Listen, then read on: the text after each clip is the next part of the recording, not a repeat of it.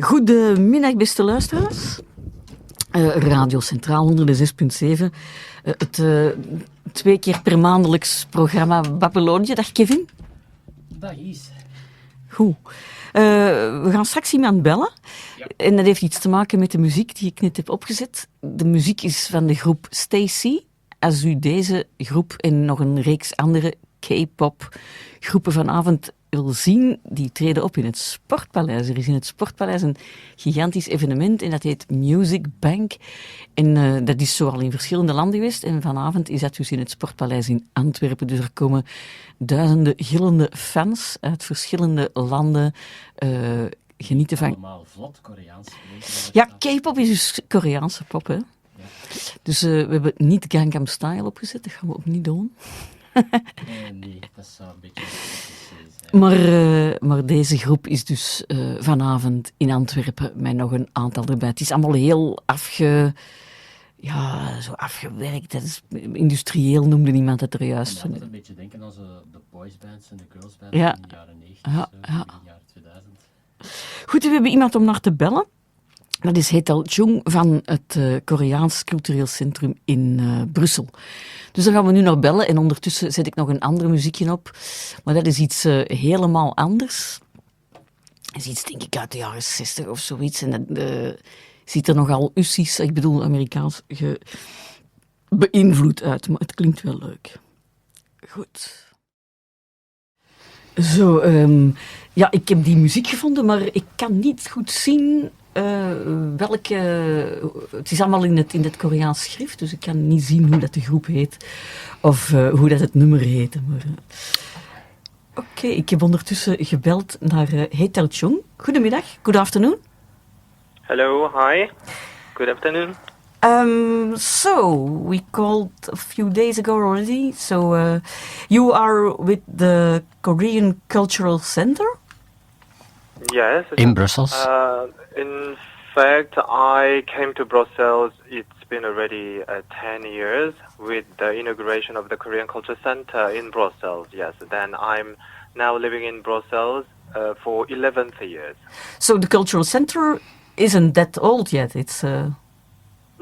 Yes, it is not wholly new, but as I told you that it's been already 11 years, then it's quite long somehow. And then I think that there are more and more many people who comes to the Korean Culture Center to discover and to enjoy Korean culture, the diverse culture. Then I think it is really encouraging for me. Thank you. Yes, you have been sending us emails with the activities. It's quite a range of things from eating together and movies and things for children. Yes, of course. In fact, we try to introduce and present all sorts of Korean art. So it means that exhibition and also music, from Korean traditional music to classical European music, and also Korean cinema. And these days, yes, the K-food, so-called K-food, Korean culinary culture is very, very loved by European people, even in Belgium too. Then we do the culinary classes, which is really popular. And also, we must not forget the Korean language courses, because there are quite many people who learn Korean language and then they speak quite fluently Korean. So I think it is really remarkable. Thank you. Yes, because I read somewhere that Korean is in the top 3 of very, very, very difficult languages to learn for English-speaking people, but maybe it's not only for English-speaking people. Yes, I think so. Yes, when I was young, and then people said to me that Korean language is quite difficult to learn for European people. As you said, that English-spoken people, otherwise from Francophone and everybody. But I think as Korean language is composed, it is, how can I say, Korean language is very scientific language, and then once you understand the structure and also the composition, after that it is not that difficult. And I think thanks to this kind of a scientific composition, and then many European can learn and can speak quite fluently Korean language nowadays. Do you mean that it's agglutinative? Pardon?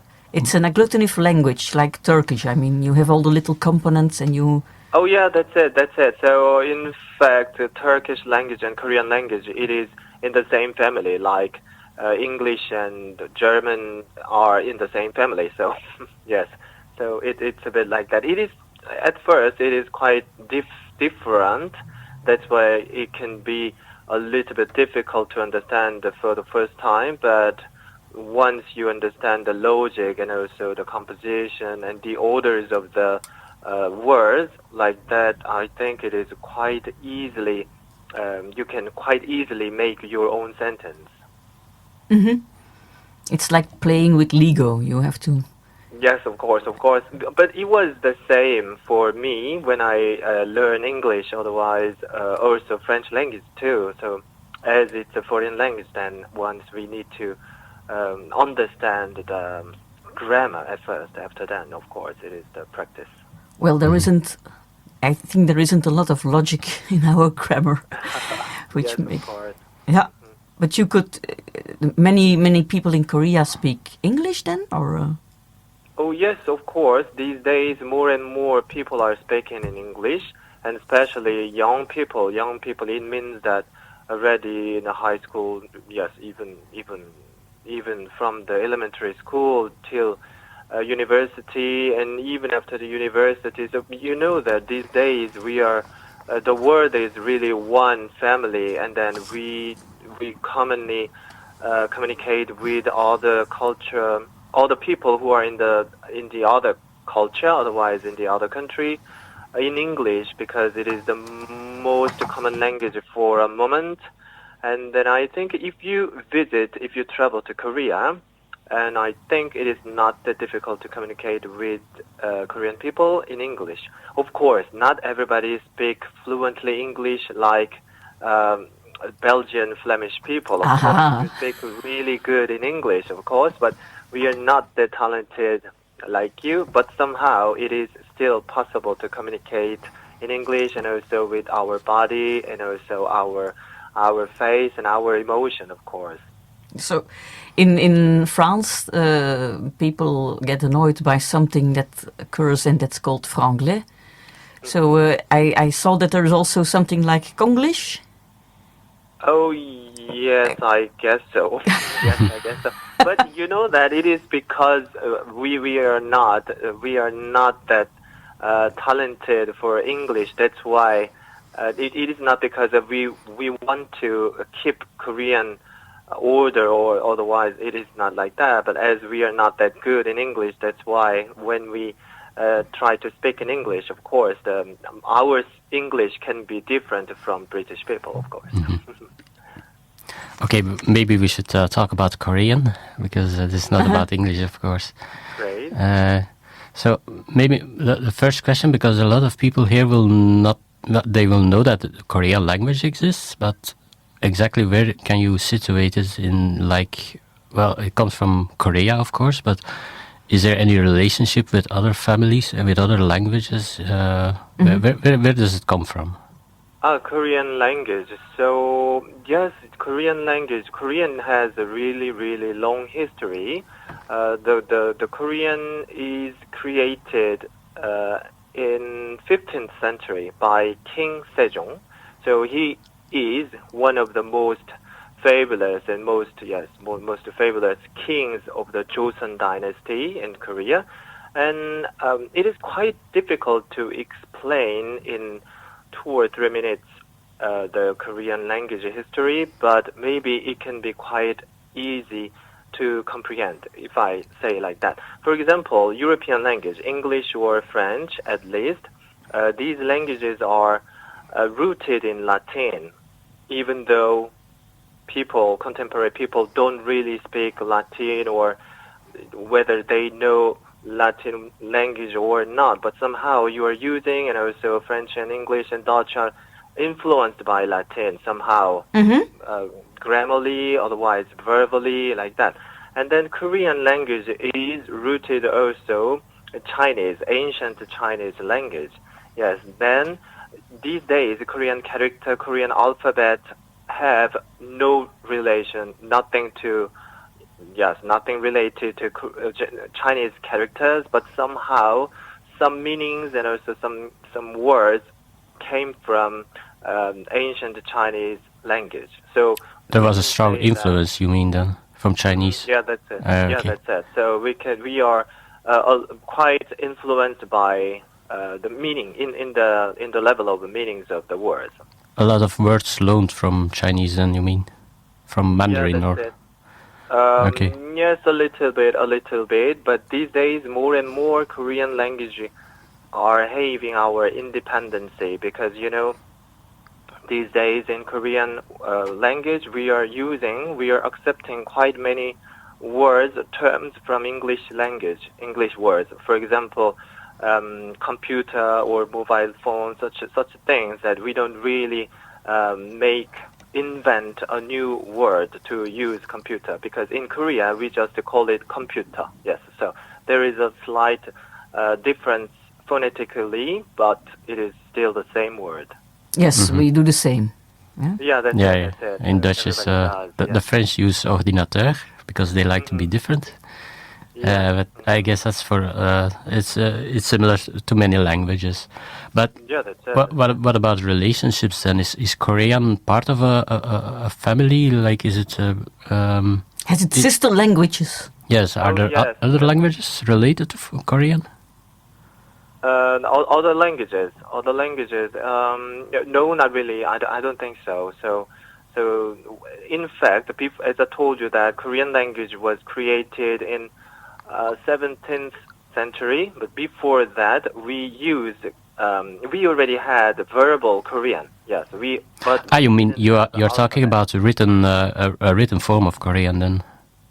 Yeah, that's it. That was invented. Okay. Yeah. Yes, the King Sejong created the Korean alphabet. Yes. Yeah. Then, okay.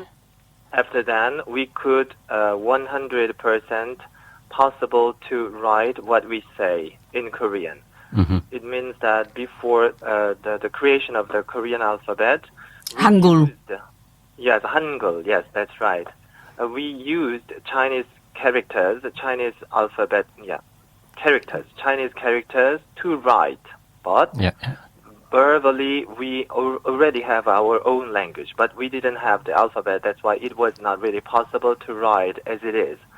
But after the creation of the Korean alphabet, it was perfectly possible to write down what we say in Korean. Mm-hmm. Mm-hmm. So what about, I saw something about Jeju or Jeju? Jeju, yes. Isn't that a sister language of Korean? Jeju, this is the biggest island of Korea, yes, and also this is now very, how can I say, it is a very beautiful island where many tourists are coming for. In fact, they are also, the people who are living in Jeju, they are speaking also Korean, but the dialect is quite strong. Maybe like Dutch in Flanders and Dutch in Holland. Oh yes, I guess so. But we can understand without problem. But it is not really. But sometimes there are some terms, some dialect words that we don't really understand at first sight. That's like when I go to Holland and I speak like I speak in Antwerp, they won't even understand me. Oh, really? Really? Great. Okay. So, you mentioned a written form.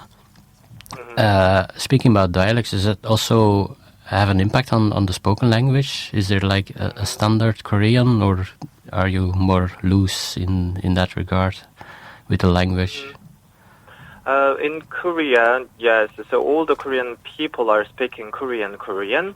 And Korean peninsula, it is not that big, but somehow there exist some dialects, of course. But the dialects of Jeju that we've just talked about, this dialect is the strongest dialect. But after that, there are some accent according to according to the region, of course, the southern part, otherwise the left part, the right part. But it is not so difficult, not so different. It is a little bit different. Then we can really discern that you are from southern part of Korea. But it is not difficult at all to understand. Like we can hear somebody is from Limburg or somebody comes from the coast. It is. Yeah, it is. And is there? Yes. Are there also communities speaking Korean outside of Korea? Outside of Korea. So in fact, historically, so the borderline between the countries are sometimes a little changing, and also they are the same people, even though now they are living in China, country. But somehow there are some people who have the same origin with us. They speak Korean as well as the Chinese language, of course. So how many people speak Korean, in fact, as a mother language? In total? I think they are not that many. They are not that many than only Korean people. So the Korean people who are living in the Korean peninsula, including the people who are living in foreign countries like me, we are almost 50 million people. 50 million people. And then we speak Korean, yes. That's it. Mm-hmm. That's still more than Dutch. Really? Yeah. It's not so very difficult. About twice as much then. Okay. Right. You are part of the diaspora of Korean. Is there like a big diaspora? Because we are all familiar with like the Chinese diaspora. It's a worldwide phenomenon, and there's a lot that left China over the course of the past 2 centuries. Did something similar happen with Koreans then? Because Korean restaurants and such, they're quite rare compared to like the Chinese. Of course, there's a lot more Chinese people. But was there a big diaspora for the Koreans? In fact, in Belgium, in whole Belgium, we estimate 1,000 people, 1,000 Korean living in Belgium. Mm-hmm. So it means that some people who married with Belgian or European people, otherwise some students who are studying in Beaux-Arts or conservatorium, otherwise in the fashion school, etc. And also some people who are working in the Korean institution like me, otherwise for the Korean enterprise company like Samsung, Hyundai, and including everybody. So we think there are 1,000 Korean people living in Belgium.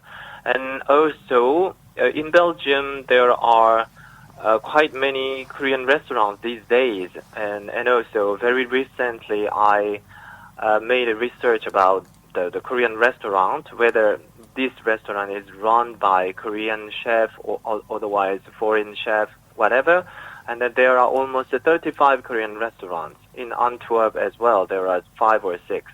Mm-hmm. That sounds good.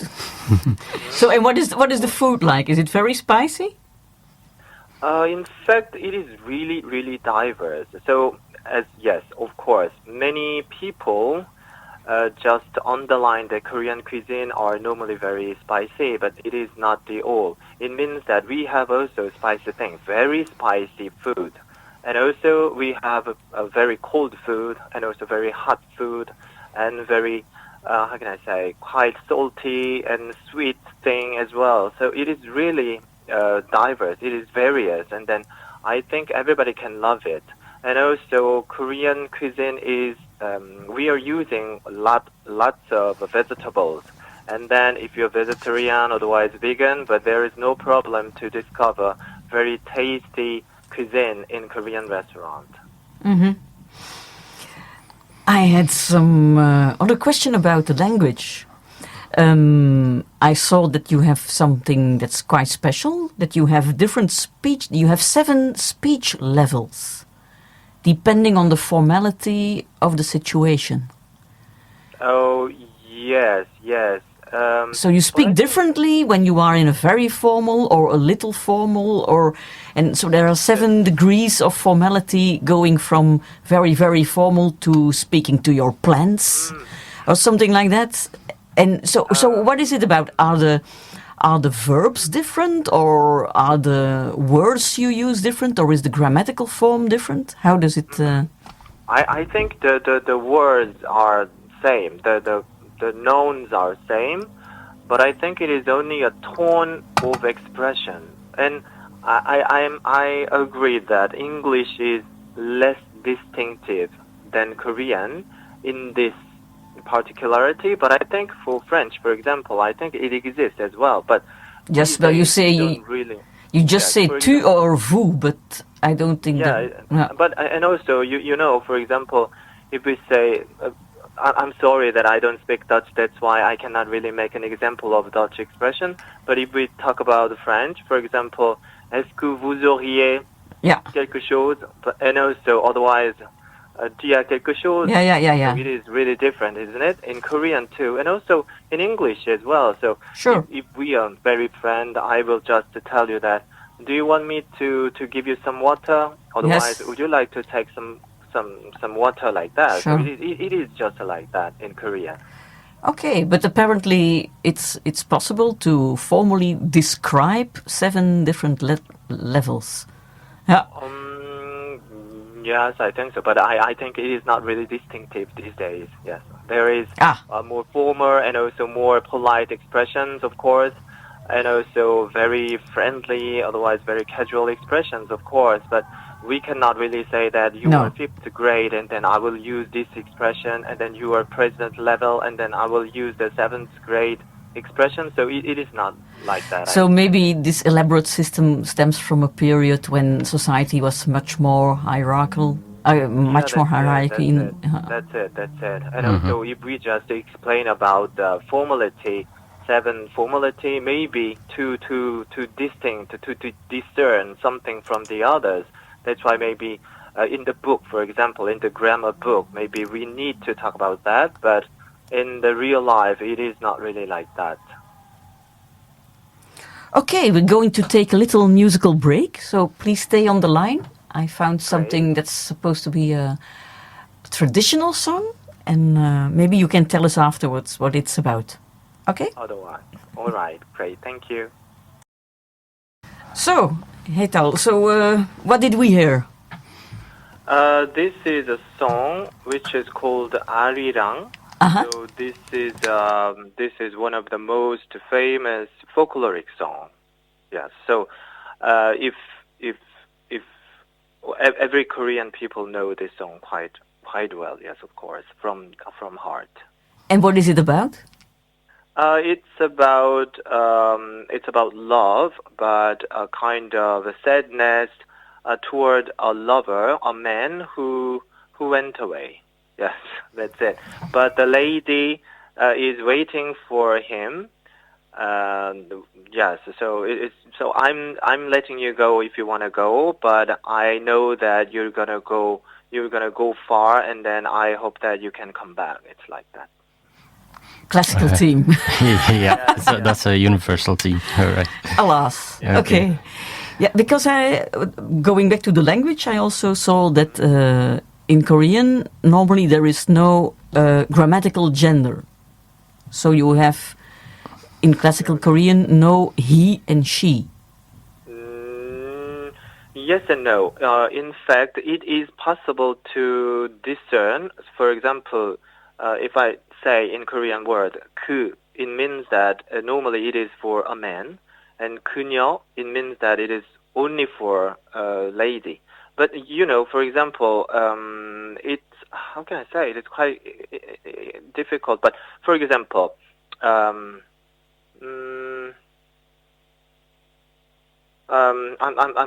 still sorry to talk about the French. But never for mind. example, l'homme a le droit de vivre. For example, so it means that it in a sense it means a man, but in a sense it means a human being, isn't it? And also in Korean language, we can say, yes, so it is your question. It is yes and no, but normally it is not really like in German or French. There is no really gender of the noun. Otherwise, he or il, elle, she. It doesn't exist. Yes. Mm-hmm. Yeah, there are. I know about other languages who don't have that. So, and then you have languages that have a male and a female you, like Arabic. That's it, of yeah, course. Yes, they of course. go further than we do. You're right. You're right. Yeah. I'd like to go back into the past, because you mentioned that there was the written language was invented 15th century. Is there anything known about the Korean language before that, when it was still spoken and not written down? Because no, yes. In fact, I'm not really the expert about the history of the Korean language. But as far as I know, no, I don't think so. The noble Korean people in ancient times, not really ancient, at that times, at Joseon Dynasty, they learned Chinese characters to write down. It means that according to the meaning of the sentence that we say verbally, yes. So because everybody spoke in Korean verbal language at that moment as well, and then so they used the Chinese characters to write Korean. Yeah, that's it. That's it. Then, okay, so they did write Korean, but it was not in the Korean. They didn't have their own alphabet or not writing system, because Chinese is not an alphabet, is it? Yeah, so it is like that. For example, how can I say? So if we talk about, if I tell you that, what did you do this morning? So I cannot really write WHAT because it doesn't exist for Korean verbal language. But we needed to, if characters are French language, for example, and then que fait like this. So we needed to just describe the meaning of the sentence in Chinese characters at that moment. But after the creation of the Korean alphabet, and then we could really write what we say letter by letter. Yes. Yes, of course. Yeah. Then it became more phonetically. Yeah, that's it. Perfectly identical. Yes, identically. And are those old Chinese signs still used? I mean, if you have very old texts, some people need to know how to decipher them. Oh, yes, if we know that, it is good always. But as I told you that, if you know Latin language and also if you can learn Latin well, then if you use Dutch or English or French noun or expressions like that, you can understand the original meaning and also the deeper, profound meaning as well. But even though we don't know Latin language, but we can still use English and French language very fluently. Then in Korea too, even though we don't know at all about Chinese character, but there is no problem at all to speak and write in Korean. Yes. What about word order? Older people as well. So you know that we are not really using Chinese character these days at all. No, I don't think you understand my question. I mean, what about word order in Korean? Do you have SOV or SVO or VSO? Yes, I'm sorry. So at first we put the subject, of course, and then the objective, and then verb. Okay, SOV, like Dutch. Yeah. Okay. No, not like Dutch. We are SVO. That's true. Yeah. Yes. Okay. So it is a little bit different from Dutch and English. Yeah. But it's like Dutch in the subclause. In a subclause, we use SOV. Okay. So when we would say I see a dog, you would say I a dog see. Then. Yeah, that's it. For example, if I take coffee, 나는 커피를 마신다. I coffee drink. Yeah. Yes, that's like we do in omdat ik koffie drink. Okay. There's a grammatical feature in Dutch where you also, but normally we say I take the coffee, just like in English. Right. That's in most cases, yeah. But it's an agglutinative language, so is normally then the word order is quite flexible. Oh, Is there a problem if I switch the order of the words? young generations are doing that. Otherwise, to underline some expressions, for example, Yes. of course, we can do that. But normally, if we learn how to write, for example, in the elementary school, we don't really do that. But if we write a poem, otherwise, if we just want to make a notice sentence, underlining some meaning specifically, like that, we can do that, of course. Mm-hmm. And that would be grammatically correct and... Of course, of course. Oh, okay. So you have a bit of a flexibility to use in art and poetry. Mm-hmm. Mm-hmm. One more topic I was thinking about. Korea has been occupied for some time by Japan. So what happened Yes. then? Were there linguistic repressions? Were you all of a sudden all supposed to only speak Japanese, or was it banned from media or schools, or didn't they go that way? Yes, in fact, Korea was occupied by Japan for about 30 years, I guess. Yes, if I remember well. And then at that moment, so yes, like every empire at that moment. So it was not really possible to use Korean language in the school in a certain moment. But we really kept the Korean language, and then of course then it is still lively using. Mm-hmm. Used, And we it are has using gotten quite Korean. popular also in the West, Korean culture. That's these days, like the K-pop music and such. It has an appeal way beyond the Korean people itself. A lot of Western people like it, which is quite an amazing feature, because there are not many other countries that can say the same in Asia or in Africa or something. Mm-hmm. But what do you think is the reason why Korean music and culture suddenly became so popular? Oh yes, so it is not. Yeah, in fact, it is not really sudden popularity, but it was already very passionate in Korea by Korean people. It was very loved by Korean people at first. After then, in Japan and in China, because they are neighbor countries of Korea, and then it must have been quite easy to accept, otherwise to have an occasion to listen to Korean music, otherwise to see the Korean series, for example. After then, in Asia, all around of Asia, and then in Europe and also in America and in Latin America too.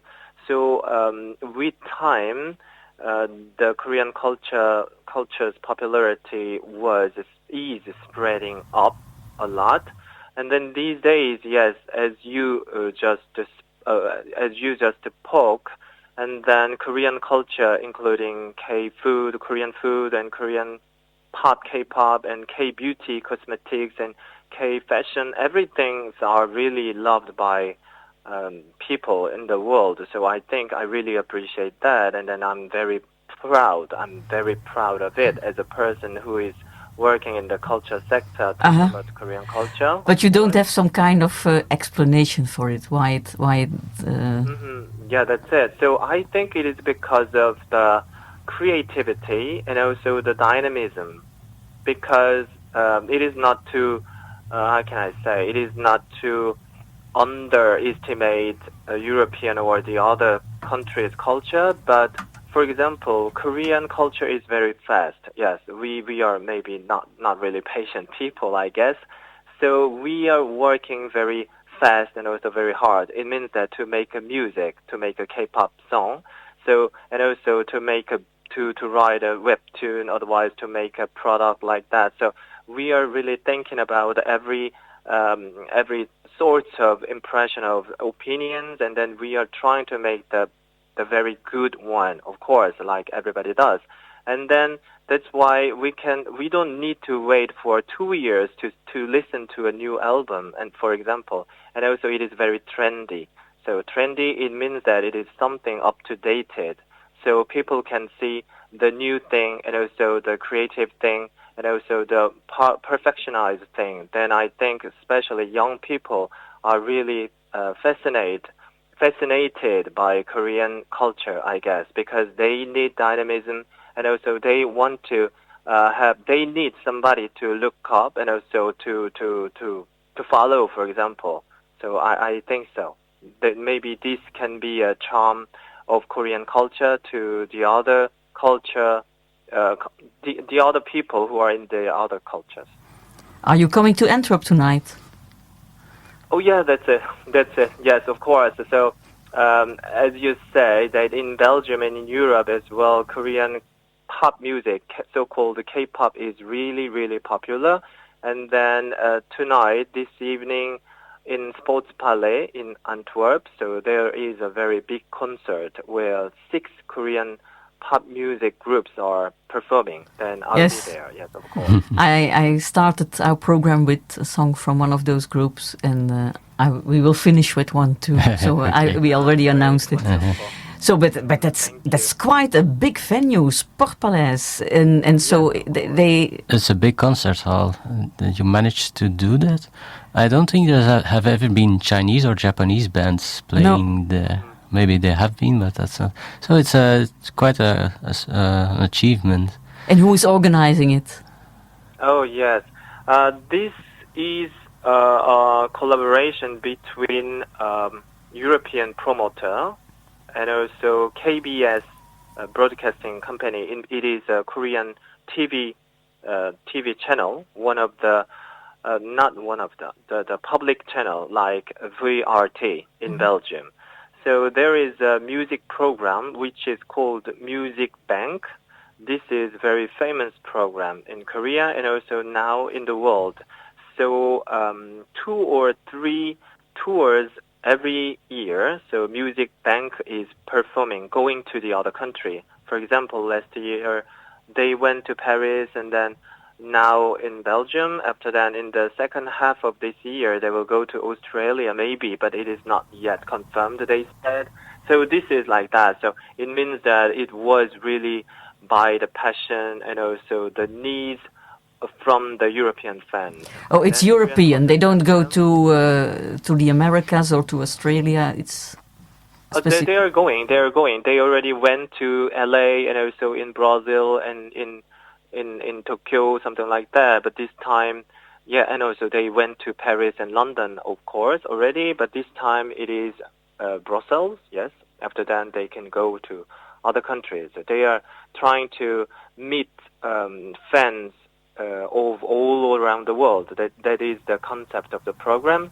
And also Korean Cultural Center, we are just trying to support the promotional thing. Mm-hmm. So Korea is conquering the world at the moment.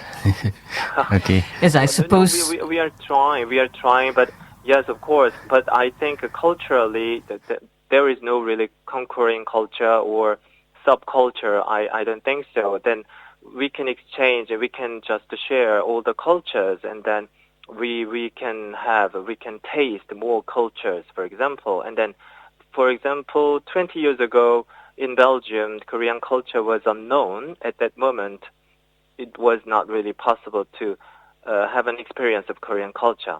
But now it is existing in Belgium. So if you like a Korean culture, you can love it. Otherwise, you can just pass it by. Of course, it is your choice. But somehow we have more choice to select. I think this matters. You're organizing quite a few things in Brussels. So, but the things you organize, they are in Korean or they are in English? Oh yes. So yes. This is a really good question. In fact, we are organizing. Yes, every Koreans are very welcome to the Korean Culture Center's activities, of course. But our mission is to present Korean things, Korean culture to Belgian and European people. Then we are not doing something in Korean because normally Belgian people are not understanding Korean language yet. And then we are trying to do that in French and Dutch and Flemish, alternatively, or sometimes we chose to do some event in English when it is not really complicated things.